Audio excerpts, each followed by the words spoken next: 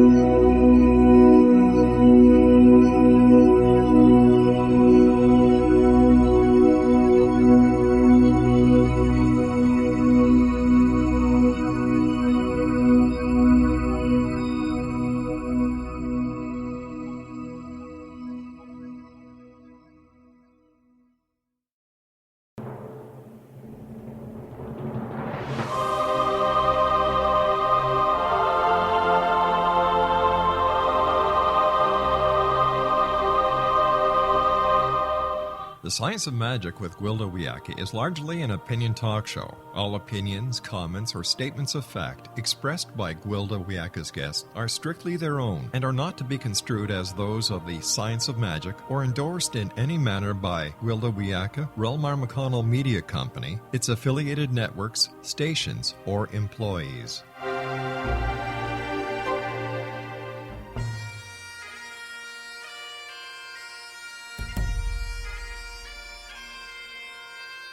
Welcome to the Science of Magic with Gwilda Wiyaka, a program dedicated to uncovering the unified nature of reality and humanity's ever-evolving place as truly galactic beings.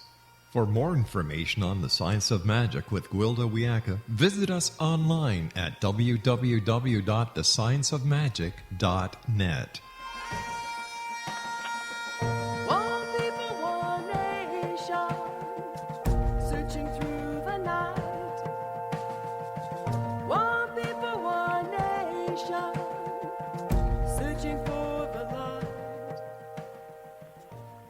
Welcome to the Science of Magic, a place where science and magic come together to transform fact into evolving truth.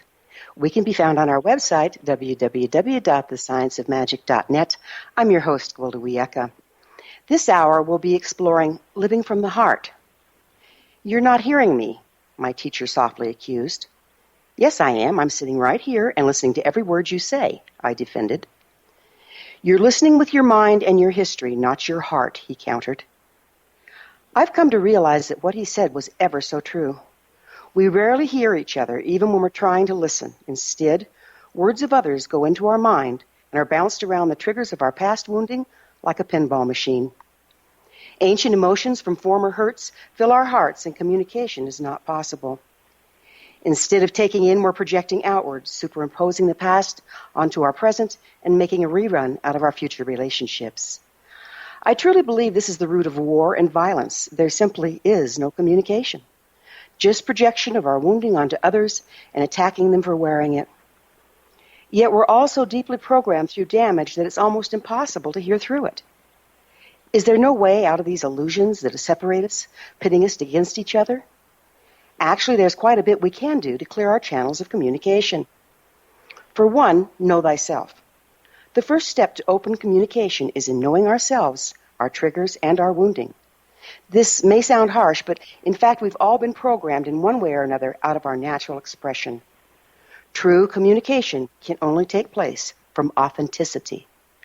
Ultimately, the more we heal these damaged places, the better. But if we wait until we're completely healed to open up lines of communication, we're going to be waiting a long time. One really good way to tell if you're coming from triggered damage is to take note. Are the emotions coming up out of proportion to the situation at hand? When I'm listening to someone, I listen with my heart and to my heart. I trust the person is of good intent, and it's my job to hear clearly.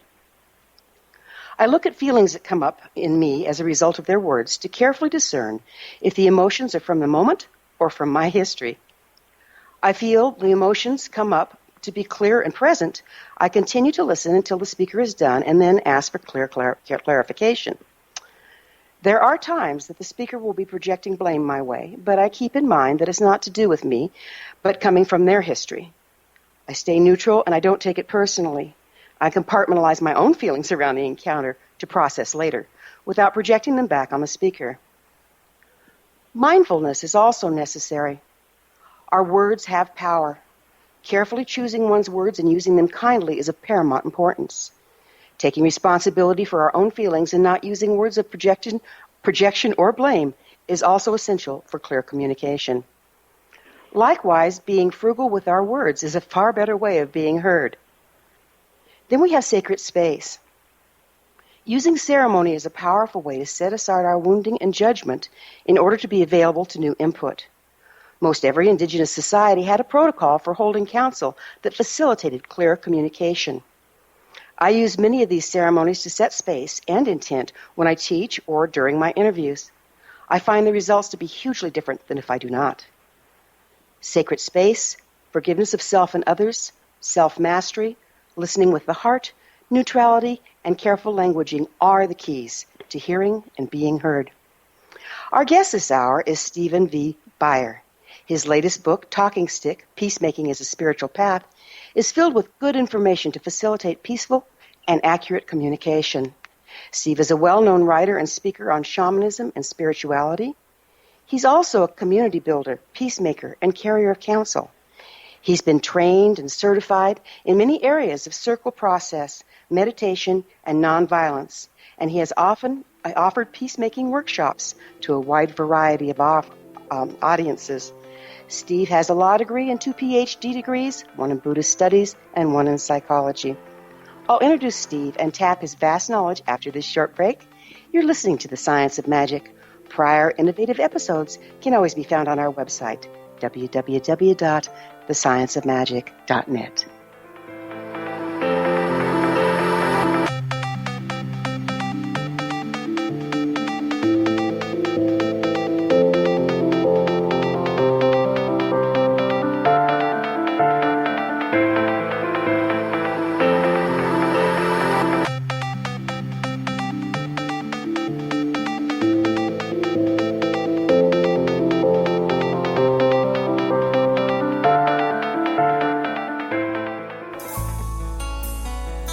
Afterlife expert Roberta Grimes was the first one to say that dying can be fun. Now her best-selling book, The Fun of Dying, is available in stores worldwide. So if you wonder whether death ends life, how it feels to die, or what heaven might be like, The Fun of Dying was written for you. And if you have always been afraid of death, or if you worry that your life has no meaning, let The Fun of Dying ease your fears and bring new meaning to your life. Nothing said in The Fun of Dying is based on the teachings of any religion. Instead, Roberta draws on evidence to explain how death happens, how it feels, and what comes next.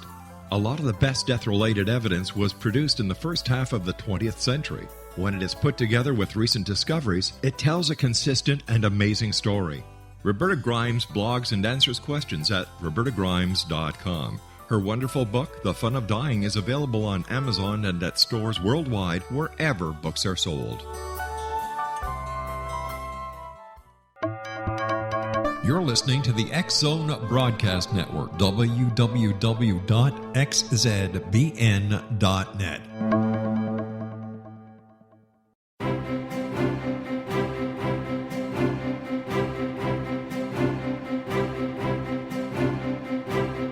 While science pursues fact, magic accesses the quantum level, bridging random facts to form truth. As long as science and magic remain separate and polarized, the truth cannot be known. I'm Gwilda Wiyaka. Join me on the Science of Magic radio program dedicated to unification and evolution of consciousness. During each episode, I'll be speaking with experienced and respected scientists and mystics. From astrologers to astronomers, from medical doctors to shaman, the scientific method to dowsing and intuition, we will weave together information from seemingly divergent practices to promote unity and enlightenment. Join me, Gwilda Wiyaka, and the Science of Magic right here on the X Zone Broadcast Network. For more information, visit www.thescienceofmagic.net.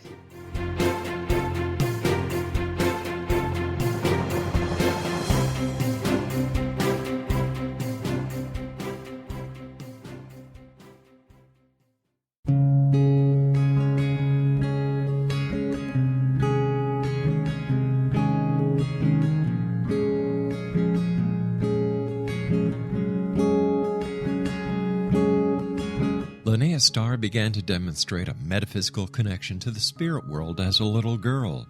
Her family noticed the connection, but it was a great-grandmother who told the family that Linnea was indeed gifted. The great-grandmother, who was also gifted, felt that Linnea had indeed inherited these attributes. It has been noticed that oftentimes such things are passed down through the generations.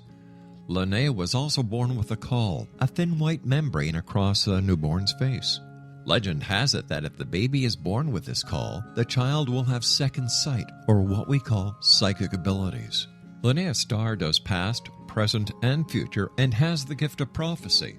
It is written within scriptures that if you are able to give factual information, and prophecies indeed come true, the gift indeed comes from the divine realm. Linnea Starr does large interactive groups as well as private gatherings. For more information on Linnea Starr or to contact Linnea for a one-on-one consultation, visit her website at www.linneastar.com. That's www.linneastar.com.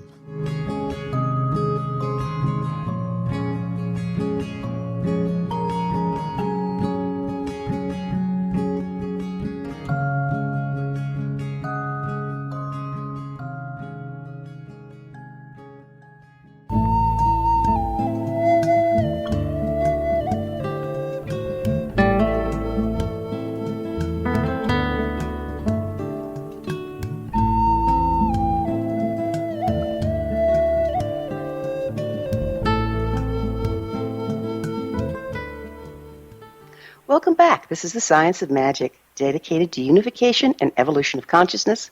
I'm your host, Gwilda Wiyaka. Our guest this hour is Stephen V. BEYER, Ph.D., J.D., a well-known writer and speaker in shamanism and spirituality, and the author of Talking Stick, Peacemaking as a Spiritual Path. Stephen, welcome so much to the Science of Magic.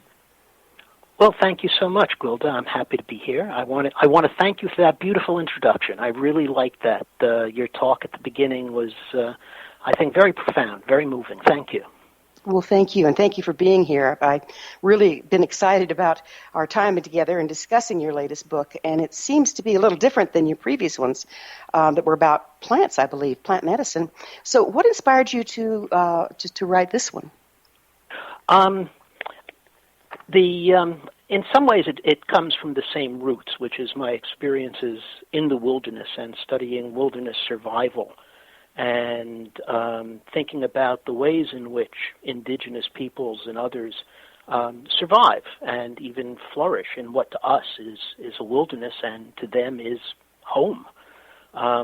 And part of that is that it seems to me that most indigenous spiritual systems center on the need to be in right relationship with each other and with the plants and trees and rocks, the animals and all of the other spirits that fill their cosmos. And so I started looking, on the one hand, at the ways in which ceremonially and using the sacred plants, such as ayahuasca or peyote, they were able to maintain these relationships with the spiritual world, and the ways in which they were able to maintain right relationship with each other. And that led me toward thinking about the ways in which circle processes, council, circle, are a deeply human way of meeting together and making decisions and dealing with problems and trying to heal conflict and building a community.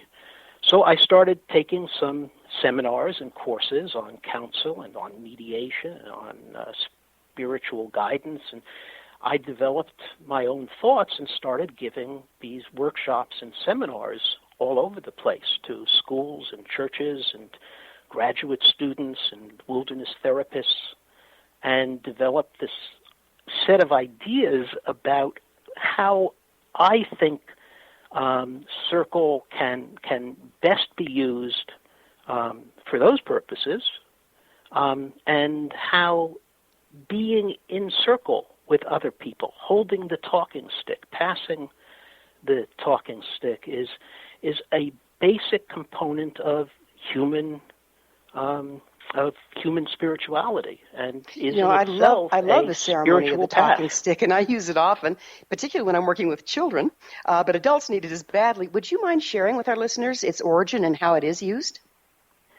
There are really three factors, I think, that make sitting in council special as a way of meeting together and making decisions and dealing with problems and trying to heal conflict. And that is, one, that you sit in a circle; two, that you begin and end with a ceremony; and three, that you hold and you pass a talking stick. It doesn't have to be a stick; it could be anything. I've used things I've picked up off the table, or a rock you pick up just on the spur of the moment. But it's often useful to have something special that you have smudged with sage or somehow made powerful. And the rule of the talking stick is simple. Whoever holds the stick gets to talk, and everybody else listens. There are no interruptions. There are no challenges. Everybody listens to the person who is holding the talking stick. And it's simple, but it's not easy, because as you have said, and as you know, we have been systematically trained in our culture not to listen to each other. So the talking stick is this tremendously powerful tool that you can use to guide people in the sacred space of circle toward their own hearts.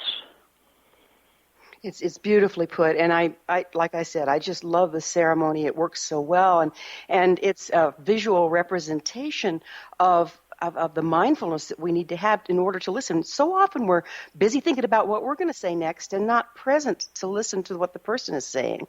And I think having that physical representation really helps focus that ability, don't you?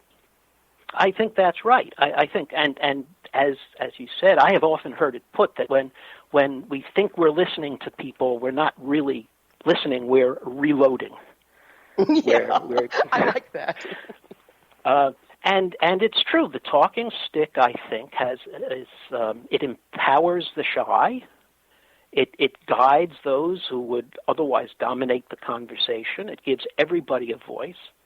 And just as sitting in circle creates a sacred space within which every voice carries the same weight as every other voice, and just as the ceremony creates a sacred time within which we can just sit with each other without an agenda, without a goal, without trying to direct and control the way the circle goes. The talking stick is a way in which that sacred space and time is used so that in this space of devout listening with the heart, people who hold the stick have the courage to speak honestly from their hearts.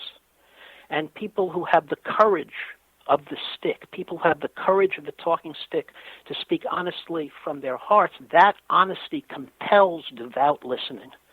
And that's what happens in the sacred space of the circle. That's what happens in the sacred time of counsel. Is really, really being met and heard and listening. It's a rare commodity. You know, one thing that I've noticed, Stephen, in my dealing with people is oftentimes that people think, well, if you're a good listener, that means you have to give up your truth and really take the other person's position. And that's kind of a cop-out to me. If we can't have debate and conflict, we can't bring everything to the table that we all have to offer. So would you speak to how to honor both? I think once you start accepting that you only know what's in your heart, you don't know what's in somebody else's heart until that person tells you. And the only way you can find out what is in that person's heart is to listen devoutly with your own heart. If somebody is speaking from his or her heart, the only organ that we have that can hear that heart speak is our heart. Not our intellectual reasoning, not our moral judgment, not our argumentative nature, but our heart. And as you mentioned in the introduction, I think this was very true. You open your heart, and it's kind of like a Zen meditation. It's kind of like no mind. Rather than trying to keep in mind what the other person says so that you can rebut it later. You open your heart, you open your body. Your body opens like a flower to take in what the other person is saying. And because you are listening devoutly, you're not preparing what you're going to say. You allow the process to dictate what you say, not your own ego. And you trust the process that what needs to be said in that circle at that very moment will be said, if not you, by somebody. It's a matter of letting go of ego. It's a matter of letting go of hierarchy. It's a matter of letting go of everything except the process of sitting in circle with other human beings. And that touches something that I think is deeply, deeply human in us. I would agree. It's like when you're listening with your heart, you can hear information that you wouldn't otherwise hear and contemplate it versus immediately reject it and polarize against it. It doesn't mean you have to take it on as your truth, but at least you know where that other person is coming from and what their experience is. Is that what you're talking about? I think that's absolutely right. I agree with that completely.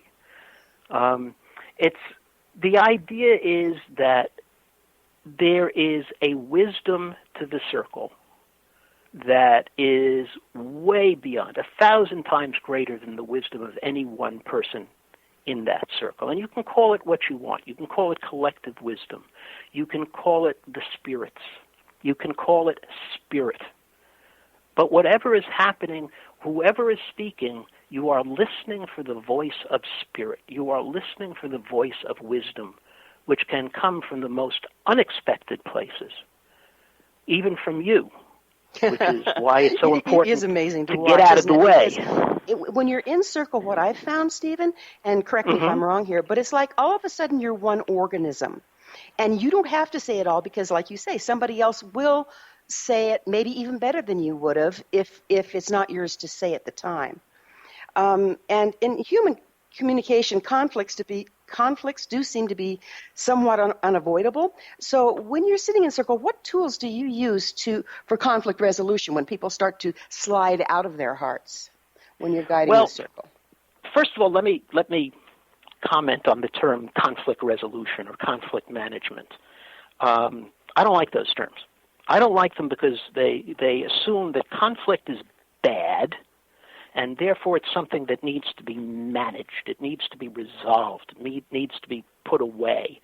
And I think a better view is that conflict is inevitable and conflict is good, because conflict is always your best opportunity to deepen human relationships. I totally agree with that. Because if we try to just find agreement and we don't find where we disagree, we don't deepen our relationships. We're just kind of milk toasting away, aren't we? That's right. And I think in our culture, we tend to be very transactional. We tend to think that negotiation and compromise are, in fact, ways in which conflict is best resolved, managed, put away, hidden away. But an exercise I do in my some of my workshops. Stephen, can I have you hold that exercise? Because we're going to have to Sure. take a quick break, and I'd love to hear it. So I want to give you enough time for it. We will return to our discussion after this short break. You're listening to The Science of Magic. I'm your host, Gwilda Wiyaka. You want to hear more? Previous broadcasts of innovative episodes can always be found on our website, www.thescienceofmagic.net.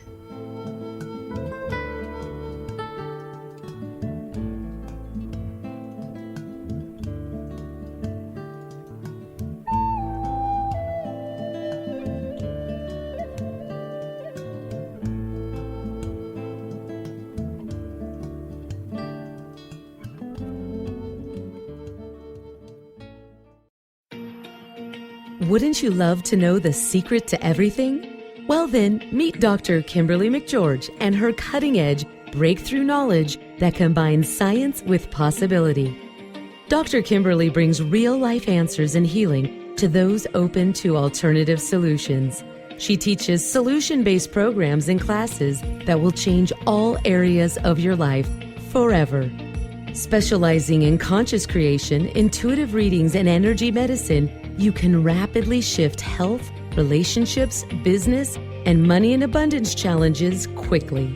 Receive her best-selling book, Secret to Everything, at no cost by going to secrettoeverything.com/X-Zone. That's right, transformation can start now. Just go to secrettoeverything.com/X-Zone and receive Dr. Kimberly's book for free. You're listening to the X-Zone Broadcast Network, www.xzbn.net.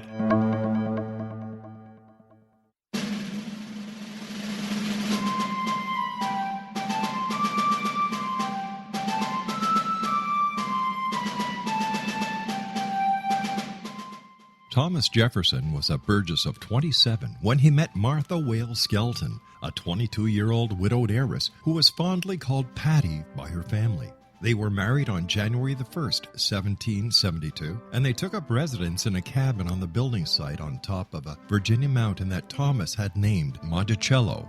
As Thomas and Patty slowly built their first version of the great house at Monticello, the Revolutionary War was heating up. Patty, with difficulty, bore 5 children, but only 2 girls survived. Thomas's political career developed to the point where he was often away from home, but after he authored and signed the Declaration of Independence in Philadelphia, he resolved never again to leave his wife. He was elected the governor of Virginia, just as that state became the Revolution's last battleground.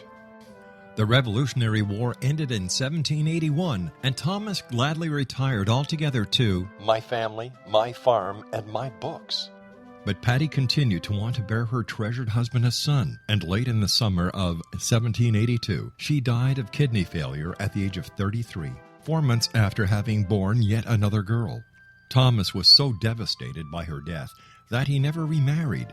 He mourned her for the rest of his life, even as he helped to frame the peace in France and then became the first Secretary of State, the second Vice President, and the third President of the United States. This story is true. Thomas Jefferson was such an obsessive letter writer and record keeper that we know where he was and what he was doing nearly every day of his adult life. Every significant thing he says in My Thomas comes from his contemporary writings. My Thomas by Roberta Grimes is now available at Barnes & Noble, Costco, Target, Books A Million, Hudson Booksellers, Kmart, Walmart, Sam's Club, Walgreens, CVS, and online at Amazon.com. You can visit Roberta Grimes online at www.robertagrimes.com.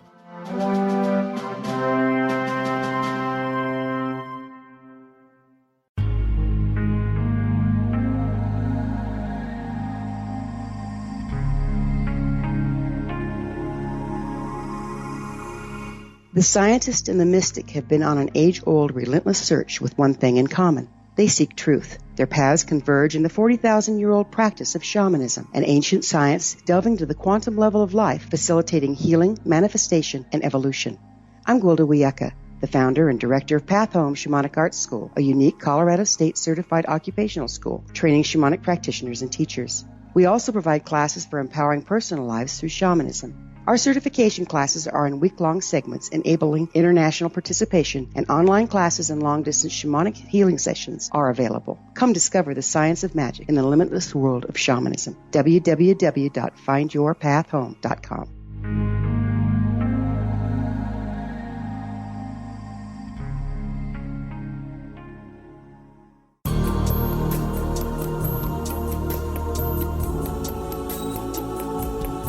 Unwilling to be the government's deadly assassin, gifted psychic Kahara Mitchell went AWOL and ended up buried under rubble in the wake of a great tsunami. She regained consciousness far from Earth on the medical ship of a Daguerrean intergalactic fleet. Has she been rescued or abducted by aliens?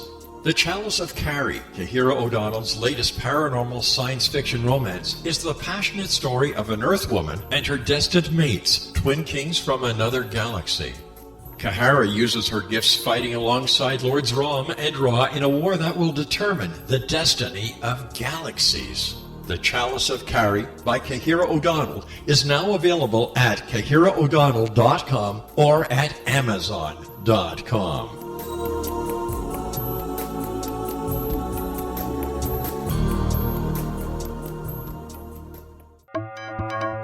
You're listening to the X Zone Broadcast Network, www.xzbn.net.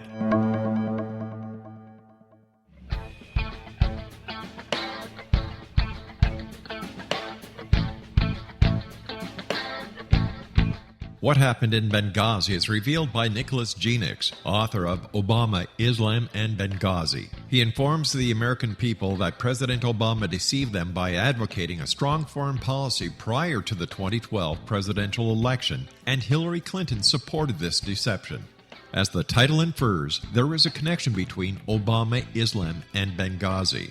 Ample evidence informs Americans that Obama's early indoctrination in the Quran developed an affinity for Islam, why the Quran is the source of discontent in many countries, and why the Obama foreign policy deception led to poor military action and caused the loss of American lives in Benghazi. Genix provides 36 questions for the Select Committee on Benghazi to validate if Americans are justified to mistrust President Obama and Hillary Clinton. An overview of Obama, Islam, and Benghazi is presented on the website www.futureofgodamen.com. That's www.futureofgodamen.com.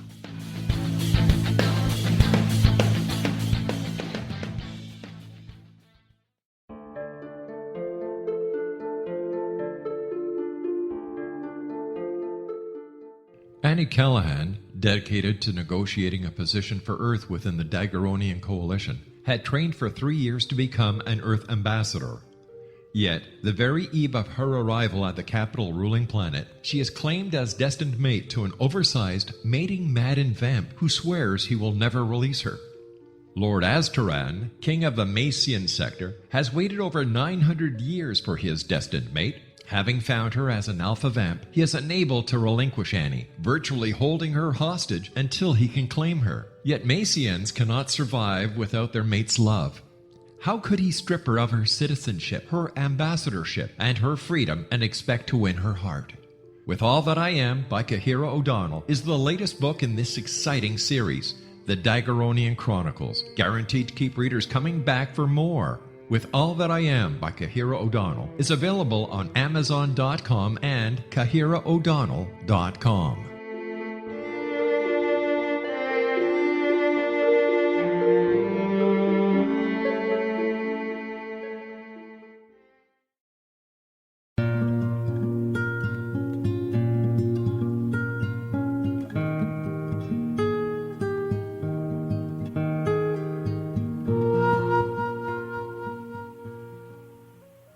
Welcome back. This is the Science of Magic, a place where magic and science come together to promote enlightenment. Visit us online at www.thescienceofmagic.net. I'm your host, Gwilda Wiyaka.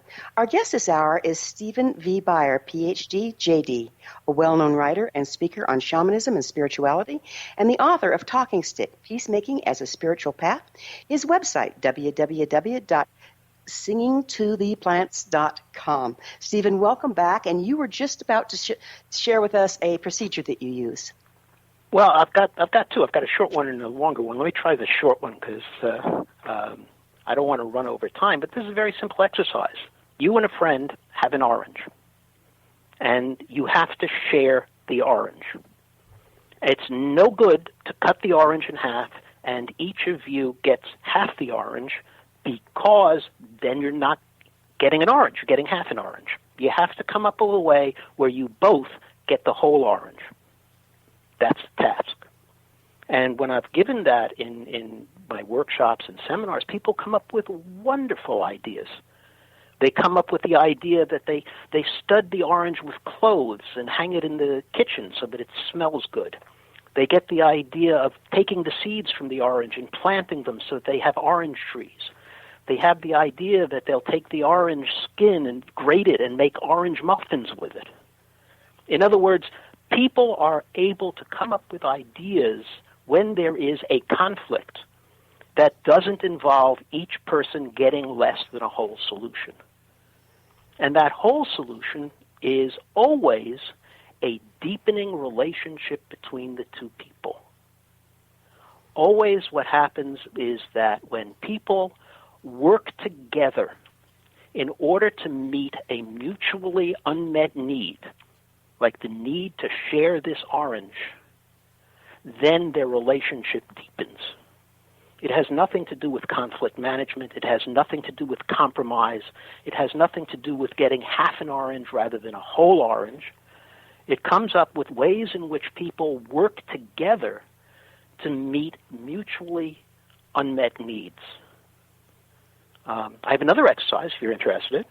I am. All right. I have a workshop, and I split people up into groups of two. And I say the first person in each group, they say that they are people who work together, and they're looking for a nice evening together after a really hard work week. One of them wants to go out and get Mexican food. Has been thinking about Mexican food and really wants Mexican food. The second one, I say, doesn't want Mexican food. Had Mexican food last week, wants Thai food. Now, if we look at this in the ordinary way, here's a conflict. Here's fighting, war, anger, dispute. And I say, you have 2 minutes to resolve this conflict. And they do. They come up with wonderful ideas. They say, all right, we decided what we would do is we'd go to a food court so each of us could get the kind of food the other one wanted, get the kind of food that he or she wanted. They say, oh, we decided that we'd go to a Mexican restaurant for margaritas and appetizers, and then we'd go to a Thai restaurant. They say, we decided we'd try a kind of food neither of us had tried before, like Ethiopian food. One pair came up with the idea of cooking at home and trying to make enchiladas with peanut sauce. I love that solution. And the lesson from this, Stephen, there's a lot of modern-day languaging tools that's used in corporate institutions on how to be socially correct, and yet I find that the person is saying one thing with their words, but another with their energy. Can you speak to this and how we can come into agreement with our energy as well as our speaking? Well, I think, again, the very human, deeply human nature of the circle and the power of the talking stick and the being in the presence of devout listening allows the speaker access to his or her own heart in a way that might not have been possible before. When I was being trained in active resistance, active nonviolence by the Fellowship of Reconciliation, we were told that if we were going into a situation that was potentially confrontational, the first thing we needed to do was to disarm ourselves. And it's that way when you're sitting in circle with people who are listening devoutly and you're holding the courage-giving power of that talking stick, you can dig down deep into your heart in a way that you might not before. I have seen this happen. Somebody will take the stick when it's passed and will hold it for a minute, hesitating, searching, wondering whether to pass the stick and say nothing, and suddenly the person's heart opens up. It's miraculous to see. And the person is speaking his or her truth with humility, and it just comes out, and it is wonderful.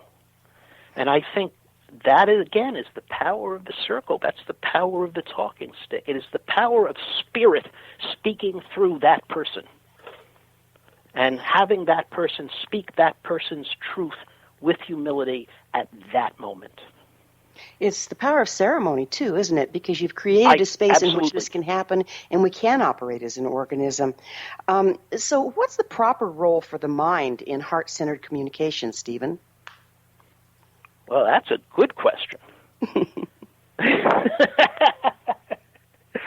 For somebody who spent so many years living in his head and took that really, really long journey from head to heart, I think that's a wonderful question. I think there is. I think that.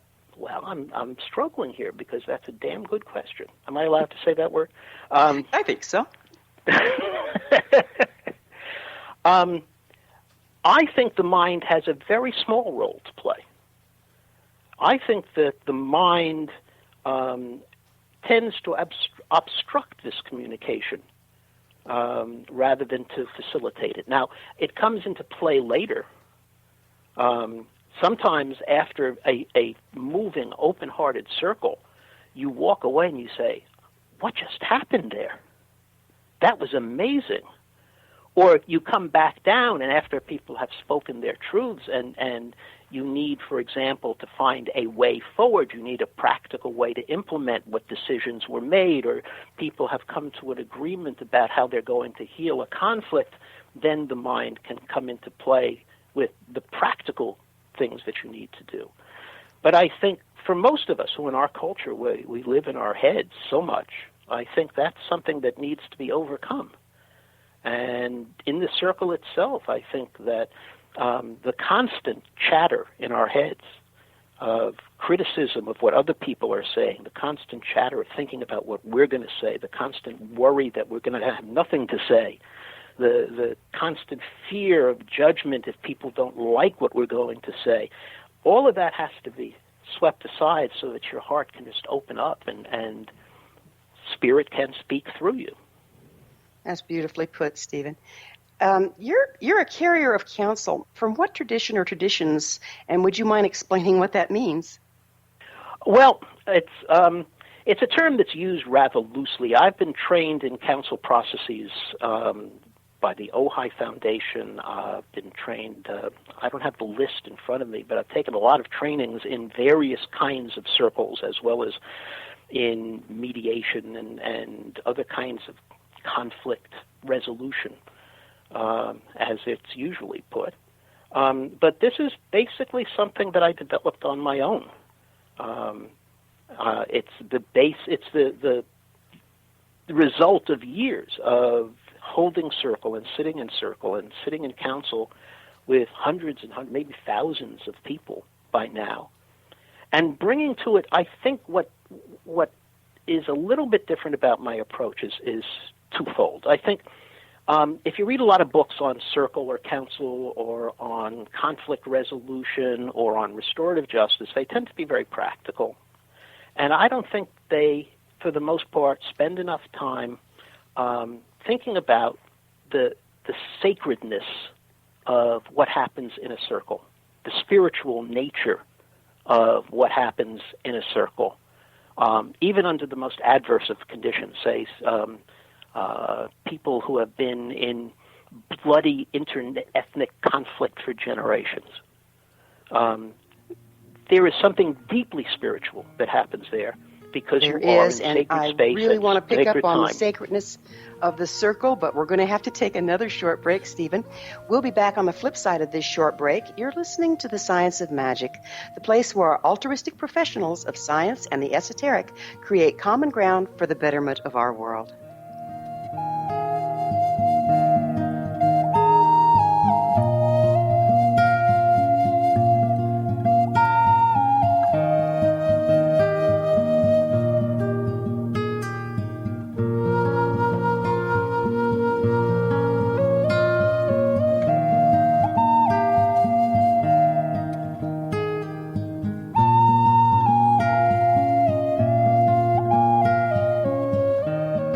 Little children aren't the only ones afraid of the dark. Millions of soldiers return from war zones with PTSD, anger, frustration, fear, and loneliness, much of which surfaces during the darkness of the night. You have the chance to change the lives of these American heroes. Songs and Stories for Soldiers.us provides free MP3 players for these men and women. With a list of 3 million songs in 16 different styles, 100,000 audiobooks, and 30,000 old-time radio programs, every veteran can find something to soothe and comfort them at no cost. All our players contain an 8-hour audio program designed to help veterans fall asleep. With 1,500 plus vets now participating, it's our goal to deliver 10,000 audio players this year. Go to our website at songsandstoriesforsoldiers.us. Help us help a veteran make it through the night.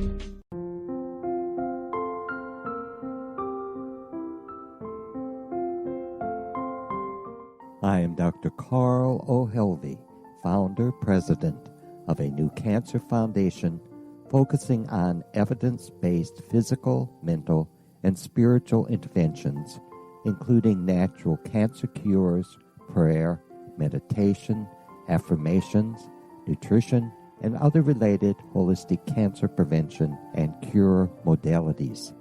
These are used in cancer education, research, and financing care. I ask for your help to continue this important work by donating at www.holisticcancerfoundation.com.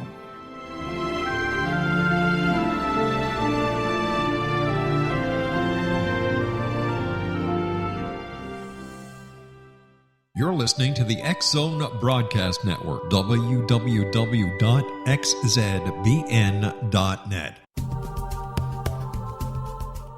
If you enjoy reading a good mystery with a touch of the paranormal, then you'll love From Out of the Woodwork by William S. Peckham. Sean Kennedy, a Toronto contractor, buys derelict houses, guts them, and turns them into multi-family dwellings. When Sean buys 29 Livery Lane, a century house in ruins, and starts the renovation, the house fights back. He is visited by ghosts of owners past. His visions are triggered by touching an oak mantle, reading a faded letter, opening an old locket, or opening a brand new casket in the basement. These visions will take you on a trip across southern Ontario from Niagara Falls to Toronto to Kingston. From Out of the Woodwork is now available in paperback and on your favorite electronic reader. To order your copy of From Out of the Woodwork, go to www.williamspeckham.com. That's www.williamspeckham.com.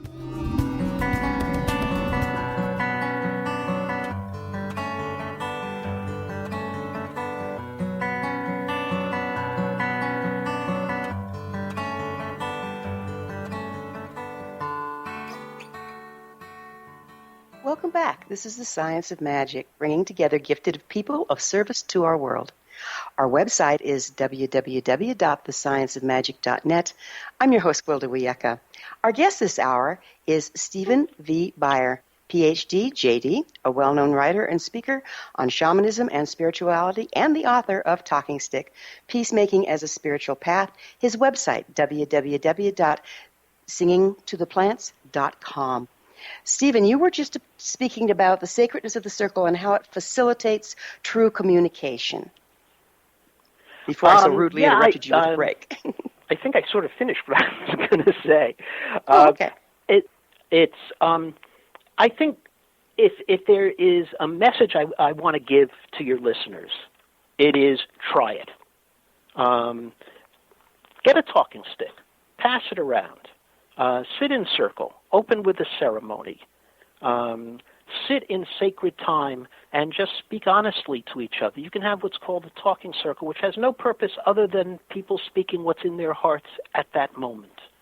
And give it a try. I have seen the most amazing things happen when I give say a weekend or a 3 or 4 day workshop or seminar. People go home and try this out with their families, and they come back amazed. They say, I haven't been able to talk to my teenage daughter in a year, and just by handing her an invisible talking stick and listening to her devoutly with my heart, and then holding my invisible talking stick and opening my heart to her has suddenly changed the whole dynamic of our relationship. So hand your invisible talking stick to people, to your spouse or partner, or to your children, to your parents, to your taxi driver, to the checkout person at the supermarket. Hand your talking invisible stick to everyone you meet. Hand your talking stick to a tree.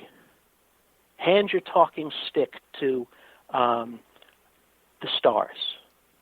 Hand your talking stick to spirit. And listen devoutly for what they have to say. And I think that's the second thing that I think is a little bit different about Talking Stick, my book, is that at the end I make it explicitly shamanic. That I see this idea of the talking stick as a way of getting into relationship, not only with your friends and your family and your coworkers and your community, but as a way of getting into relationship, into right relationship with nature and with the spirits of nature. That's a beautiful point, Stephen, because we so often think that listening is just listening to each other. But the art of listening and listening with an open heart can be and needs to be applied to everything on the planet for us to reconnect with the way truth works. Would you mind telling our listeners where they can find your books? It is going to be published by BEYER and Company, B-E-A-R, BEYER and Company. That's affiliated with Inner Traditions. It's going to be coming out in the middle of July this summer, and you can either go to the Inner Traditions website, or it's right there on Amazon.com. Look up, BEYER Talking Stick, and it's there. There is a brief excerpt from the book if people are curious.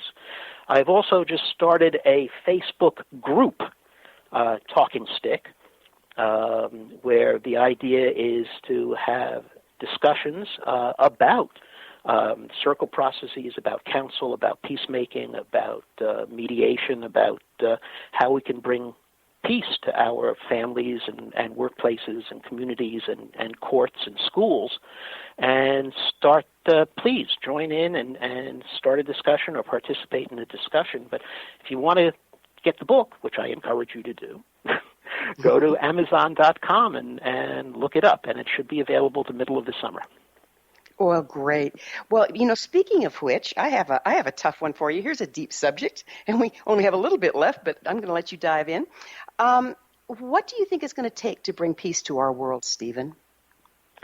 I say this in the book, and nobody has persuaded me otherwise, which is this. I distrust large institutions. I distrust big governments. I distrust big NGOs. I distrust big anything. I think that the way we do this is we plant small seeds of peace. I believe that each of us plants a small seed of peace. We start a circle in our school. We start council at a workplace. We sit down in circle with our neighbors, maybe once a week. We plant these seeds of peace. We carry the idea of being a peacemaker is to walk through your life holding a talking stick and handing that stick to everyone, and slowly making these circles of peace expand. And what is miraculous to me is that as you become a peacemaker, as you walk through life holding your talking stick, things change. You lose fear, because what do we fear? We fear our loss of dignity. We fear our loss of ego. We fear our dominance, losing our dominance, our hierarchy, our ability to oppress other people. If we give those all away, nobody can take them away anymore. We can walk cheerfully through the world. We can walk in beauty every day holding this talking stick.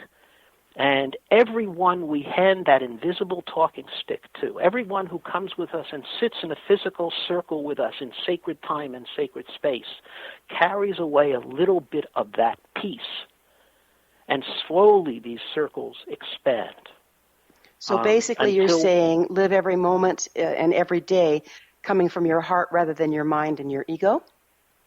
I think I as somebody who has lived in his head for a long time, I wouldn't recommend abandoning our minds, our heads, but I think we need to have a certain balance in our lives.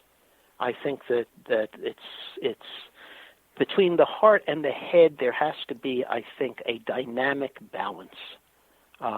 We have to understand things, we have to feel things, and we have to relate to other people on every possible level. And so I think that it's a matter of an appropriate balance. You know, it really is, and being able to be mindful in all of our communications, but also we have to figure ourselves into that equation. If we find ourselves being open-hearted in a situation where it just isn't being responded to, I think there's times when discerning proximity is equally important so that we can live our life with an open heart without being damaged. Do you agree with this? I think what damages us? And think about that. What is it that damages us? What are we afraid of? What are we afraid of losing? I don't know if we have time for a story, but we're just close. We've got about 1 minute. All right. What we fear losing are things that our culture tells us are important. We fear losing our dignity. We fear having our ego bruised. We fear losing our position in a moral hierarchy. We fear censure and blame. But if we are walking through life with a talking stick, we've given those all up.